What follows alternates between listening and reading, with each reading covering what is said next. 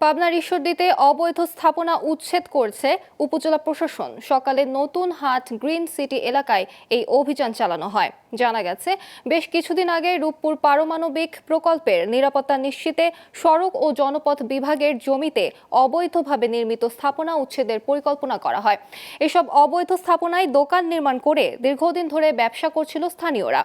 এসব স্থাপনা সরিয়ে নেওয়ার জন্য বারবার নোটিশ ও মাইকিং করা হয়। তারপরও স্থাপনা সরিয়ে না নেয়ায় উপজেলা প্রশাসন, পুলিশ বিভাগ, সড়ক ও জনপথ বিভাগ যৌথ অভিযান শুরু করে। এ সময় রাস্তার পাশের দোকানপাট, হোটেল, রেস্টুরেন্ট সহ অবৈধভাবে দখল করে রাখা মোট 140টি অবৈধ স্থাপনা উচ্ছেদ করা হয়। সড়ক ও জনপথের জায়গায় অবৈধভাবে কোনো স্থাপনা থাকতে পারবে না। আর বিশেষ করে এই গ্রিন সিটিটা হচ্ছে আমার কেপিআইভুক্ত এলাকা।